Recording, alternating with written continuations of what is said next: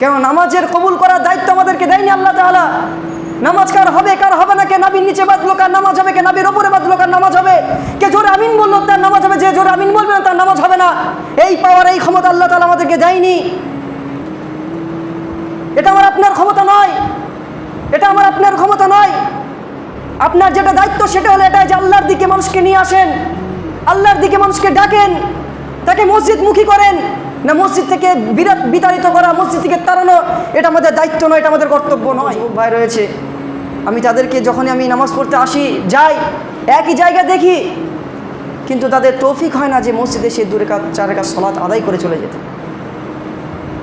এরকম আমি 2-1জনকে বলেছি, কিন্তু আফসোসের বিষয় এটাও, তারা বলছে আমাকে যে মৌলানা সাহেব নামাজ পড়তে যেতাম, কিন্তু কিছু লোক বলছে তোদের নামাজ হবে না, কিছু বলছে তোর নামাজ হবে না। যারা নামাজি তারাও এইসব কথা থেকে বিরত থাকেন, কেন নামাজের কবুল করার দায়িত্ব আমাদেরকে দেয়নি আল্লাহ তাআলা। নামাজ কার হবে কার হবে না, কে নাবির নিচে বাঁধলো কার নামাজ হবে, কে নাবির ওপরে বাঁধলো কার নামাজ হবে, কে জোরে আমিন বললো তার নামাজ হবে, যে জোরে আমিন বলবে না তার নামাজ হবে না। এই পাওয়ার এই ক্ষমতা আল্লাহ তাআলা আমাদেরকে দেয়নি। এটা আমার আপনার ক্ষমতা নয়, এটা আমার আপনার ক্ষমতা নয়। আপনার যেটা দায়িত্ব সেটা হলো এটাই যে আল্লাহর দিকে মানুষকে নিয়ে আসেন, আল্লাহর দিকে মানুষকে ডাকেন, তাকে মসজিদমুখী করেন।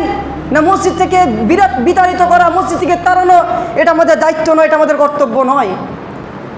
কেননা এটাই যদি হয়ে থাকে, সব থেকে বড় জালিম আমরাই হয়ে যাব, সব থেকে বড় অত্যাচারী দুনিয়ার বুকে আমরা হয়ে যাব। আল্লাহ তাআলার কথা, আমার কথা নয়। ওমান আযলামু মিম্মান মানাআ মাসাজিদাল্লাহি আন ইযকারা ফিহা ইসমুহু ওয়া সাআ ফি খারাবিহা, সূরা বাকারার আয়াত। সব থেকে বড় জালিম ওর থেকে কে হতে পারে যে আল্লাহর মসজিদ থেকে বিরত রাখে, আল্লাহর মসজিদ থেকে একজনকে আসতে বাধা দেয়।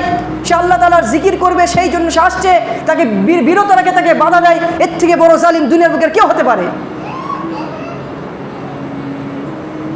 তাই আমাদেরকে যেটা করতে হবে, আমাদেরকে মানুষকে মসজিদ দিকে আনার চেষ্টা করতে হবে। সে আসুক, সে ফরজ নামাজটা পড়ে চলে যাচ্ছে, সে নাবির নিচে হাত বেঁধে নামাজ পড়ে চলে যাচ্ছে, সে জোরে আমিন না বলে চলে যাচ্ছে, কিন্তু তাকে মসজিদে নিয়ে আসেন, আপনি মসজিদমুখী করেন। আপনি তাকে, আপনার সন্তানও রয়েছে, আপনার সন্তানকে মসজিদে নিয়ে আসেন।